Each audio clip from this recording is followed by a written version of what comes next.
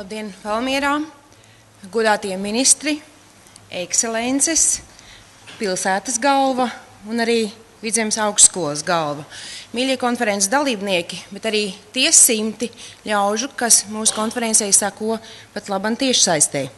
www.esmāja.lv. Es gan teiktu, ka Latvijā to eiroskeptiķu tā īsti nemaz tik daudz nav, jo esmu pārliecināta, ka Latvijā eiroskeptiķis ir slikti informēts eirooptimists, un tieši zināšanas ir tās, kas maina attieksmi, un es domāju, ka arī šī konference šodien var mainīt attieksmi. 9. maija Eiropas diena, tā kā jau kļūst par tradīciju. Latvija 8. gadu sāk un ir Eiropas Savienībā. 9. maija kā Eiropas diena, tā ir cieši saistīta ar Otrā pasaules kara vēsturi, bet tā nav militāra triumfa vai ieroču žvadzināšanas diena. Tās pamatā ir vēsturiskā izlīguma ideja, atziņa, ka vienīgais ceļš uz stabilu mieru un izaugsmi ir sadarbība. Eiropas Savienība ir ļoti vienota savā daudzveidībā. Tajā ir 27 valstu kultūras, valodas un identitātes.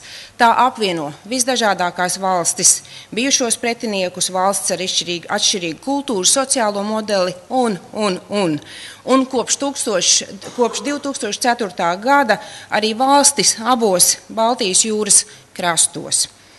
Mūsu daudzveidība ir viegli saskatāma, bet kā ir īsti ar vienotību? Vai var runāt par vienotu Baltijas ziemeļvalstu reģionālo identitāti šodien? Vēsturē jūra mūs gan vienojusi, gan šķīrusi. Pazīstam, atceramies, mācījušies no vēstures, esam par senajiem tirzniecības un kultūras sakariem, zinām Hanzas Savienību, atceramies varbūt pat tādus pasakām līdzīgos stāstus kā tirgus braucieni kamanās pāri aizsalušajai jūrai, un 50 gadus Baltijas jūra bija arī daļa no dzelzs priekškara. Dzelzs priekškara krišana iezīmēja jaunu posmu, Baltijas jūras reģiona identitātes atzimšanu. Visintensīvākā tirzniecība vienmēr ir starp reģionu valstīm. Notiek sacensība starp reģioniem par investīciju piesaistīšanu. Atsevišķai valstī šodien vienai pašai, arī esot lielākajai reģionu valstī, nav iespējams iegūt lielākas priekšrocības un būt izcilai. Tieši ciešāk reģionālā sadarbība Eiropas Savienībā, bet īpaši Eiropas Savienības reģionu valstīs ir šāds valstu sadarbības ietvars, kas var dot salīdzinošās priekšrocības. Barozo ir taisnība, kurš teica, vai nu mēs peldam kopā, vai noslīkstam katrs atsevišķi. Tā ir mūsu izvēle šodien. Mēs bieži vien jautājam, kur tad īsti ir tās Latvijas veiksmes Eiropā. Latvija ir 8. gadu Eiropas Savienībā, bet vai nav tā, ka mēs par maz runājam un sabiedrību informējam par mūsu veiksmēm?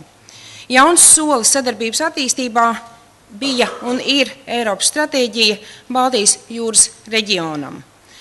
Tā tiešām aizsākās kā Eiropas parlamenta deputāta iniciatīva, un viens no idejas tēviem šodien mūsu vidū ir.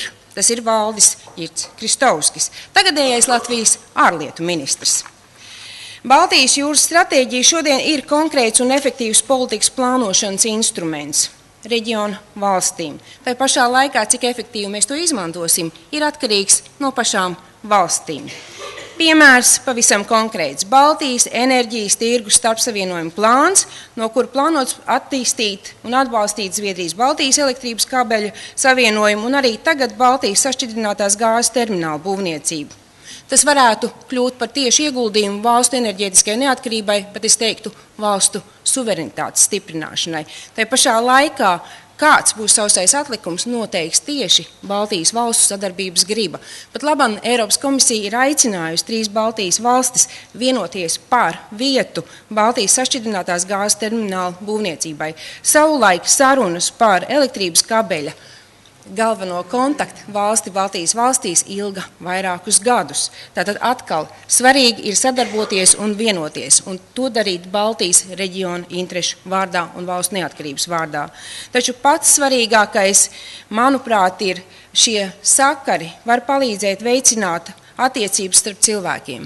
Baltijas reģionā, Baltijas jūras reģionā. Un, kā teicis viens no Šumaņa deklarācijas autoriem, Žans Monē, mēs neveidojam valstu savienības, mēs apvienojam cilvēkus. Eiropas Savienība apvieno cilvēkus, un arī šis reģions apvieno cilvēkus. Un, manuprāt, arī šī konference šodien ir viens no praktiskiem sadarbības piemēriem. Līdz ar to mans ļoti liels paldies ir partneriem ārlietu ministrijai, Ziemeļvalstu ministru padomei, Vidzemes augstskolai un šeit nepieminētai Eiropas kustībai Latvijā, kur pārstāv sabiedrību. Novēlot skaistus svētkus mums visiem, arī tiem, kuri mūs skatās šodien pat labam tiešsaistē. Paldies!